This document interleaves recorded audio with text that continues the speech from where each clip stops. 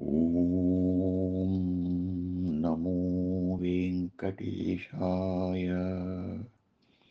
శ్రీమహాగణాధిపతయే నమః. శ్రీరామకృష్ణగురవే నమః.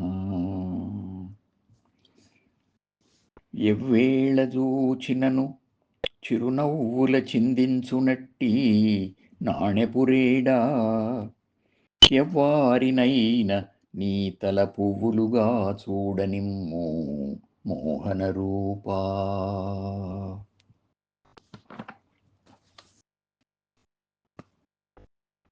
శాశ్వతమైన ఆనందంతో ఆకర్షించే వెంకటేశ్వర, నిన్ను ఏ సమయంలో దర్శించినా చిరునవ్వులు చిందిస్తూ కనిపిస్తావు.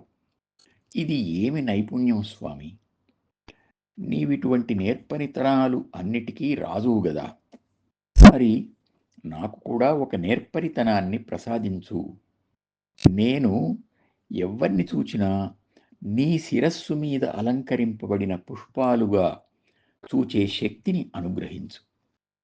అప్పుడు నిన్ను గౌరవించినట్లే వాళ్లను గౌరవిస్తాను. తద్వారా వాళ్ళు సంతోషించి నీలాగే చిరునవ్వులు చిందిస్తూ నా పట్ల ప్రసన్నంగా ఉంటారు. ఆ విధంగా అందరిలో నిన్ను దర్శించే శక్తిని అనుగ్రహించు స్వామి అని ప్రార్థిస్తున్నాం. ముఖం మీది చిరునవ్వు మనస్సులోని ఆనందానికి, సంతోషానికి ఒక సంకేతం అంటారు. సంతోషం తాత్కాలికం, ఆనందం శాశ్వతం. ఆనందో బ్రహ్మేతి వ్యజానాత్ అని ఉపనిషత్తు. ఆనందమే పరబ్రహ్మమట. భగవంతుని స్వభావ లక్షణాలు 3 అని చెబుతారు. సత్, చిత్, ఆనందాలు అని. సత్ అంటే ఉండడం, శాశ్వతంగా ఉండడం. చిత్ అంటే తెలిసి ఉండడం, సర్వము తెలిసి ఉండడం, జ్ఞానం అన్నమాట.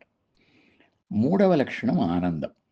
అంటే లాభ నష్టాలతో సంబంధం లేకుండా ఎప్పుడూ ప్రసన్నంగా ఉండడం. వెంకటేశ్వర స్వామి ముఖం మీది చిరునవ్వు ఇటువంటి ప్రసన్న హృదయం వల్ల కలిగిన బ్రహ్మానంద ప్రతిబింబం అన్నమాట. ఈ ప్రసన్నత రావడం సాధారణమైన మానవులకు, మనకు ఎలా సాధ్యమవుతుంది?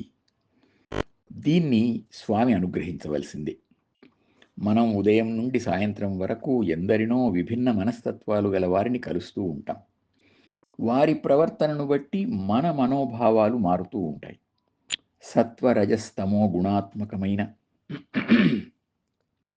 ఈ ప్రపంచంలో ఉన్నాం గనుక మన ప్రతిక్రియ కూడా అలాగే ఉండక తప్పదు. సుఖదుఖాలు తప్పవు. మరి ఎప్పుడూ ప్రసన్నంగా ఉండడం ఎలా? దీనికి గుణా గుణేషు వర్తంతే ఇతి మత్వా న సజ్జతే అని భగవద్గీత ఒక ఉపాయాన్ని సూచించింది. వ్యక్తులను ప్రక్కన పెట్టి అక్కడి గుణాలు అంటే అవతలి వ్యక్తుల గుణాలు, ఇక్కడి గుణాలు మన గుణాలు, వీటి ప్రభావం మన మనస్సు మీద ఉండకుండా పరస్పరం అవి ప్రవర్తిస్తున్నాయి. నేను సాక్షిగా 2 పక్షాల వారిని చూస్తున్నాను అని భావిస్తే అప్పుడు నిజంగానే ఆ ప్రభావం మన మనస్సు మీద ఉండదు. దీన్నే అసంగస్థితి, డిటాచ్మెంట్ అని అంటారు. ఇదేదో మనం కల్పించుకున్నది కాదు. సృష్టి, ప్రకృతి అనేది ప్రారంభమైనప్పుడే ఈ గుణాలు ప్రారంభమయ్యాయట. కనుక ఇదంతా ప్రకృతి చేస్తున్న పని అనేదే సత్యం.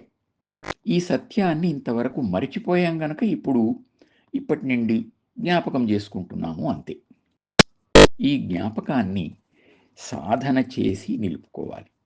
అందులో భాగమే పై భావం, పైన మనం అనుకున్న భావం.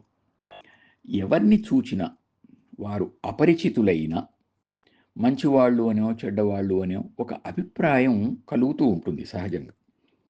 పరిచితులైతే ఇక చెప్పనక్కర్లేదు. వాళ్ళని గురించి ఒక ముద్ర మన మనస్సులో వెంటనే కనబడుతుంది. దీన్ని మార్చుకోవలసి ఉంది. ఎవరిని చూచిన మొదట అతడు లేక ఆమె మనలాగే భగవంతుని నుండి వచ్చిన వాళ్ళే. అందుకే వాళ్ళు స్వామి శిరస్సు మీది పువ్వులు. అలా భావిస్తే అప్పుడు మనం సాక్షి అయ్యాం. తర్వాత జరగవలసింది జరుగుతుంది. ఆత్మవత్ సర్వభూతాని అంటే ఇదే కదా. అందరినీ మనలాంటి వారు అని గుర్తించటం అన్నమాట. కనుక ఈ సాధనతో నిరంతరం ప్రసన్నంగా ఉండే స్థితిని ప్రసాదించమని స్వామిని ప్రార్థిద్దాం. ఎవ్వేళదూచినను చిరునవ్వుల జిందించునట్టి నాణెపురేడా ఎవ్వారినైనా నీ తల పువ్వులుగా చూడనిమ్ము మోహన రూపా.